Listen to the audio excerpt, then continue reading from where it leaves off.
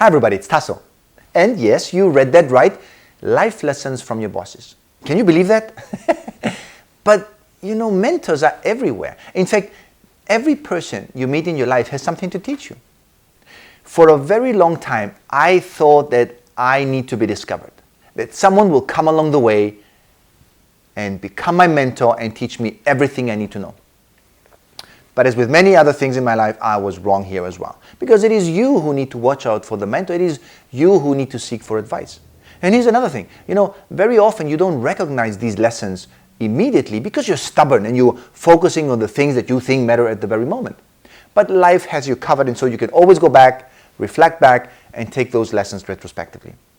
In the 9 years I've been working in the company, I had 7 bosses. Not really something that is unusual. And these 7 bosses taught me many, many things. And I collected the 8 major lessons that they told me, and I wanted to share with you. I hope they're going to be helpful. Lesson number 1.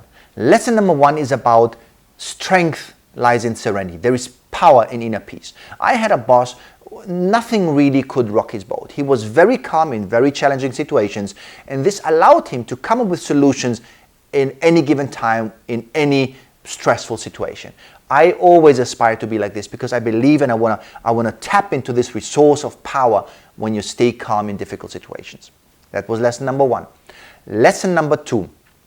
Lesson number 2 was about accepting that things will go wrong. Bad things will happen. You accept it. You prepare for it. And you don't prepare for it in a way that you try to avoid it, but you prepare for it to face it. And then you let go. It's all about those worries that we constantly have about things that can happen, that can go wrong. I learned a very good lesson that at some point of time, you just need to accept that bad things will happen and you need to move forward. Lesson number 3, ask for forgiveness, not for permission. A very, very important lesson in life, in particular in the corporate environment. This lesson is about you moving forward your agenda. It's about daring to take initiative. It's about not waiting for other people to confirm you, to tell you that you're okay, or to tell you what you need to do, but you moving forward. Not being afraid of the consequences, because guess what? Most of the times when you take this initiative and you move forward, what ends up happening is that these people join you on your journey. You prove them that you did the right thing, and even if they were doubting in the beginning, they are okay to follow you. Lesson number 4. Lesson number 4 is an incredibly important lesson for me in terms of personal development, in terms of belief system and mindset. We were discussing with a boss around her career actually, and about how she thinks her options and moving forward, and we discussed how she would feel, whether she would feel comfortable or she would feel uncomfortable. And she told me something that I still hold very close to my heart, and it guides me throughout my days. She said that she believes she can do anything. And as simple as it sounds, it is the essence of all self-esteem, self-worth, and believing in yourself. No matter whatever comes in your way, you need to believe in yourself, and you need to believe that you can figure things out. You need to believe that you can figure things out, that you have the knowledge, that you have the resources, that you have the cleverness to figure things out. As soon as you believe that, there is no limit to your capabilities. Lesson number 5. Lesson number 5 was from a boss who was a very kind person. He was very respectful with his people. He cared for his people. A very nice person to work with. And in an argument once, in a complicated situation with human resources, he was told that he's not been respectful with the person he had a discussion with. And that got to him so much that he actually ultimately left the company. Previously, he had to put up with so much crap in this company, which did not affect him as much. But as soon as they attacked or compromised his values, that was just too much. And this is the lesson that I got from this person, that as soon as something or someone compromises or attacks your values, your deep-seated values, you have to do what you have to do. And he moved to another company, and in fact, he was much more successful in the other company. He became, within 1 year, a vice president, moving up from a director position. And this led me actually to the next lesson, to the 6th lesson from this person, that actually it is very often not the environment. Not you, it's the environment. Sometimes when you cannot move forward, it is not you, it is the environment. You need to be aware and separate what you believe about yourself, your self-perception, and what other people perceive about yourself. And there is, you need to take into consideration the effect of the environment on your career. Next lesson was from a person who taught me something that most of you will probably know. It's about life is not fair. And luckily I was on the positive side of this lesson because I was actually treated very, very well. But if I would honestly look at the way she treated the entire team, there were differences. And the lesson that I got from this was, we have to stop seeking fairness. Life's not fair.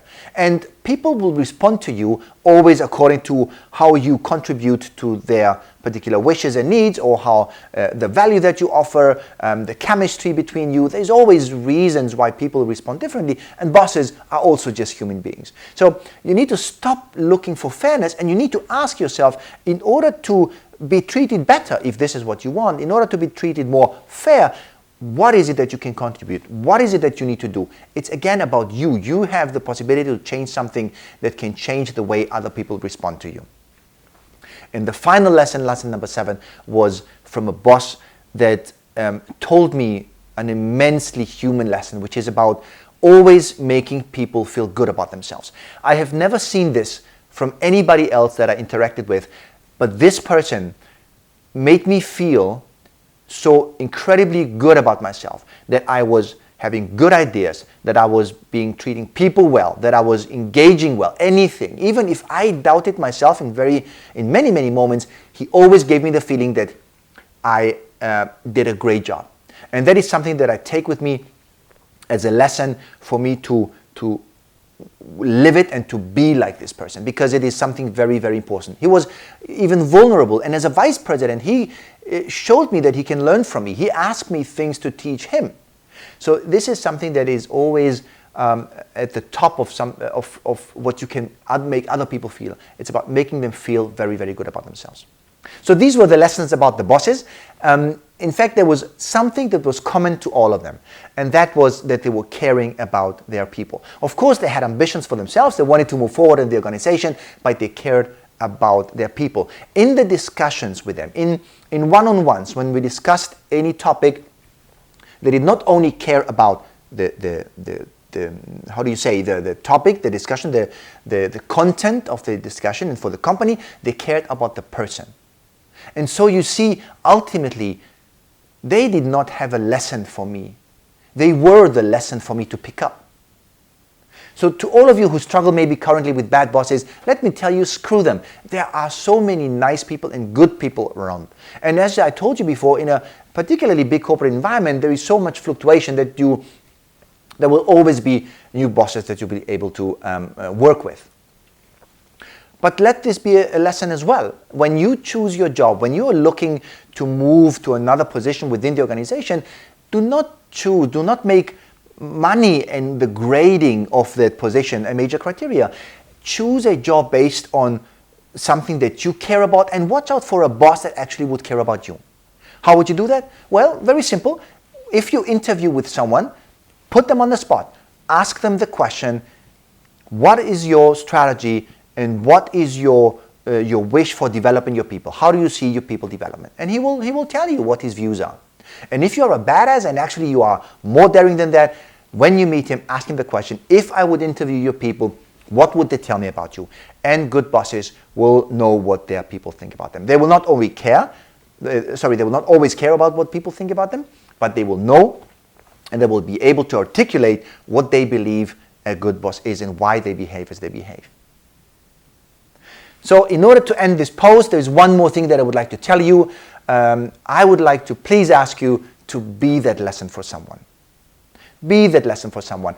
This blog and this site that I've put up, Role Model You, is all about inspiring you and helping you become the role models that you already are. Giving you the tools and the insights for you to be able to help others. Because you never know who's watching. You never know whom you influence. And you never know really whose life you could possibly change for the better.